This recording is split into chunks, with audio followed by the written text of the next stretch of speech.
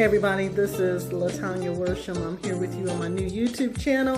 Welcome to the stretch number 2. I think this might be number 3, but today we're going to go right in. Welcome to the Max Global TV channel. I'm still kind of getting some things together by way of the lighting and things of that nature, so bear with me. We're going to get there. We're going to perfect what we're doing. I'm always big on improving our impact, but I am also big on getting it moving. So we're going to get it moving. We're going to get things shifting, and we're going to shift some gears, and we're going to help you maximize your vision today for a greater impact. Today, we're going to talk about maximizing effective communication, and it's very important that we realize how important effective communication is when it comes to dealing with your teenager. I am an empty nester, but I tell you, I have much experience being a mom, and I can tell you that it is imperative that we know how to effectively communicate with our teens. I hope you're having a great day, by the way. Let's go ahead and move forward. I want to be very short, but yet effective and impactful with you today. One of the concerns that I want to share with many of you is we forget sometimes how we were raised, and there are different dynamics and different dysfunctions that have occurred and do occur within different family dynamics. All families are not the same, so there's different things that happen with different families. So I'm not saying what I say is the only way or the only right way to do things, but when we talk from a Christian perspective, which is what I am, I want to be very clear that effective communication is key and necessary. And I believe that it's a part of the order of the day, making sure that we do not offend our children, even our teenagers. You know, oftentimes there's a lot of action. At least it used to be here, a lot of action, a lot of energy, a lot of dialogue, a lot of conversation going on. Whereas, you know, I personally gave my children the opportunity to speak however they felt, whatever they were feeling. I gave them the floor, and I gave them the opportunity to share. Now, we did create what I call boundaries in their sharing what they felt they needed us to know here at home. But I can tell you this, those boundaries were boundaries of respect, and it was boundaries that I not only received respect, and I'm talking only from a mother's perspective right now, but there were boundaries of respect. And of course, I want to add this disclaimer. My children personally did a lot of the talking with me. So, excuse me, I just ate, so forgive me. So I just want to say this, be mindful of the fact that we have to understand that every home is not the same. Christian, non-Christian, tons of boys in the house, tons of girls in the house. Mom and dad in the home, maybe just a single mom in the home, maybe empty nesters now in the home, maybe taking on adoptive children that happen to be teenagers.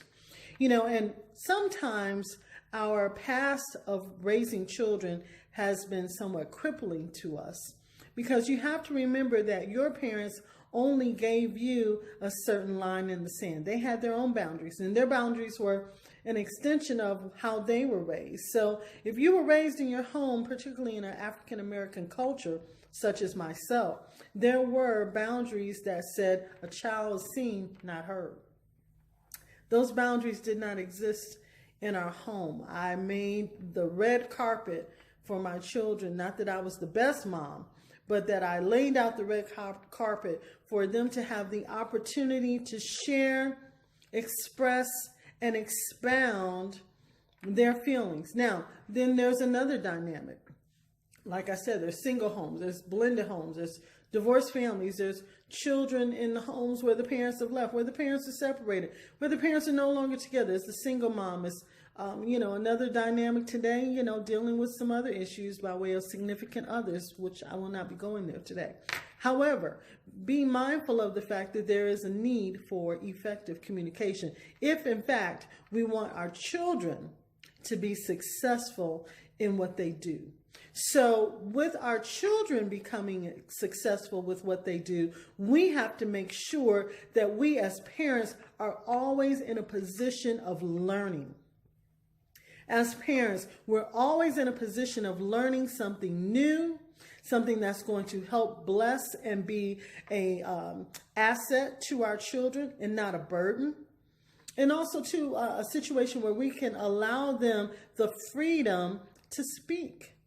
As I was going to say, there were lines in the sand in many different cultures that may say children are seen but not heard. Well, my children were seen and heard. I thought it was very important that I knew what was going on in the life of my children, as opposed to them possibly reaching out to somebody else that could possibly bring harm to them or not give them good counsel. I believe I offer good counsel. And I believe that we, as a family, with my spouse, offered good counsel when they were home. So we want to be reflective, but now we also want to be effective. How can we be effective if we're not mindful of the fact that there are needs that must be met in the home? So the need now is the need to help your teenager, the need to help them understand that you are there for them. So I want to talk about 3 points that are very important, I believe, today. And that is, one, to listen, to understand. Just because you may have been raised by your mom and dad that said children don't talk back, children don't get the opportunity to speak, children don't say whatever they want to say. Well, let me tell you something. They may not be able to say what they want to say. You may have been raised in a home where you think, well, I turned out fine, so things should be well within my home to do it just like my mom did. No, we live in a new day and age, a new time where if you can't reach them, the cloud of the social media will, the disruption of your phone will, the cloud and the disruption of their peers in a negative light could possibly be damaging as well. So you want to make sure, number one, that you are a parent that listens to understand. Do you really hear what your child is saying? Do you really hear what your child is saying to you? When they say things like, I don't like going to school, I don't like my family, I don't feel like they care about me at the football games, my team ignores me, nobody really even sees what I'm doing, no one shares a like on my social media, blah, blah, blah, those kind of things. They cannot, for us to have effective communication, that is, they cannot be negative responses. And dad, and sometimes mom, we cannot take the approach of the problem solver. We have to take the posture and have the posture of listening to understand. So if your child reflects and shares those type of things that I just mentioned, you might want to ask yourself, am I hearing what my child is saying to me? Am I listening to understand? Do I really understand that when he or she says, nobody notices what I do, nobody cares about who I am, my team pays me no attention, this doesn't happen, that doesn't happen, and they're crying out, particularly girls. Girls have a tendency to cry loud. Girls are oftentimes town criers. So they demand not to be ignored, by the way. Women are the same in many respects. But we demand to be heard, okay? Hopefully I still have a good focus with you. But just keep in mind that we want to listen to understand, because now that I've heard my child say those things that I just mentioned, I now understand that they feel like this. They feel like they don't matter. So you would say in response, do you feel like you don't matter? Do you feel as if no one cares about you? Let me adjust this a little bit. Because if that's how you're feeling, I want you to know that I care about you. I know if you're saying it as a parent, of course you care. But I want to make sure that I put emphasis on the fact that you say these things. See, it's one thing to feel a certain way. They've already expressed their feelings with you, but it's one thing to feel a certain way. Girls have feelings, they're very, they're very sensitive, very fragile. Boys are sometimes fragile, but they're not going to give off the air that they're weak in any capacity. Not that women are weak either, but, boys are more non-approachable and just understanding to see if you really hear where they're coming from. They're very rational in their thinking, I believe. And boys do listen, I believe, a lot more than girls do, because girls are involved in their emotions. So listening to understand, letting them know that they matter. Okay. Number 2, listen with intention. In other words, have intentional listening skills. In other words, having what they call appreciative listening. Let them know that you appreciate nodding of the head, good body language, good posture. You position yourself to be attentive to what they have to say. Intentional listening, blocking out the noises, the other things, the other distractions. The phone is not present. They have your full attention because you're mom or your dad, and you are working on effective listening. So hear me good, mom or dad. If you're not working on effective communication with your children, that's probably the reason why a lot of things get haywire, because there's no boundaries and there's no respect. There needs to be some respect in the room. That's part of the boundaries, is creating some respect in the room where everybody understands. I'm mom, you're child, but I respect what you feel. I respect what you're saying. I'm listening to hear how you feel, and I care about how you feel. No one knows that you care until you first show them. This is profound when it comes to our children. Would you agree? Anyway, and last but not least, when I talk about listening with intention, I do mean appreciative listening, but I'm saying, again, I cannot emphasize to you enough that if you're a business owner or your parent who's always on the phone, you need to turn that thing off and put down the laptop. Because if you're expecting your child to do that when you say something or you give them a directive to do something and they ignore it, well, I would ignore you too. Given the fact that you don't respect my time, you definitely don't respect, the fact that I'm trying to get your attention. So you got to work together. And even that nonverbal communication is communication. Last but not least, point number 3, because I already did point number 2. Now we're on point number 3. And point number 3 says this: listen with the heart. When you listen with the heart, particularly if you're in a Christian home, and I will always put emphasis there because I am a Christian.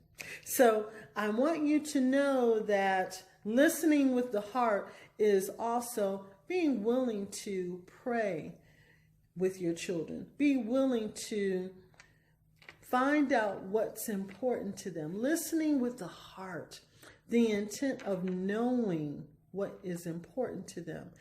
Listening with the heart gives you an opportunity to allow yourself to release energy back into your children that says, I care about you.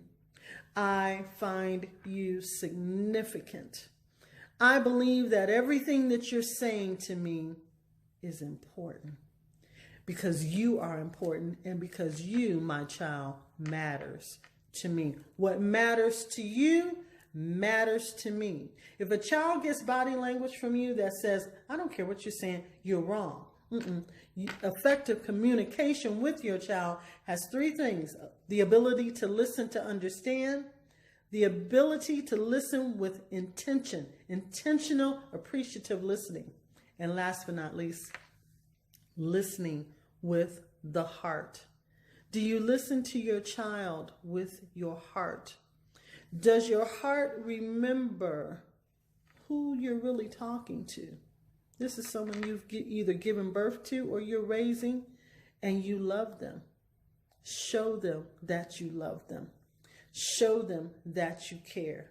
Show them that you are available to them. And you'd be surprised how there will be a shift. Of course, you're still mom, you're still dad, you still drive the bus, and you're still in charge. But if you want to stay in charge and you want to be the driver, continue to be the driver on the bus, and the kids be willing to stay on the bus with you, hint, hint. Be that parent that is willing to learn and to develop more personal development about yourself, because you might say, Latonja, I don't have time for all of that. Well, I'm going to tell you something. Somebody who's not good for your child does have time for that. So you've got to make time for the things that seemingly could be an easy fix. No, you got to put time in. I tell people all the time, you got to put the time in. You got to put your hands to the plow to raise these kids today. And the village is slowly dissipating. So guess what, mom and dad? Man up, sister up, mama up, or whatever you want to call it, to get the results that you need to have a great family, a good home. Not that my family is all that wonderful and better than anybody else's, because we're not. By no means. We have flaws, still working on them. Hello. So with that being said, this is Latonja Worsham with The Stretch. And I'm so excited that you joined me today. And if you're trying to reach me or you're looking for a fantastic speaker, give me a call at 704-340-2989. 704-340-2989. Welcome to the Max Global TV on your YouTube channel with Latonja Worsham. That's spelled Latonja Worsham. And until next time, which I do believe next week, next Thursday, and whenever you're available, you can come back. Please subscribe to my channel, The Max Global, with Latonja Worsham. God bless you. Have a great day. And always remember to take it to the max. Bye-bye.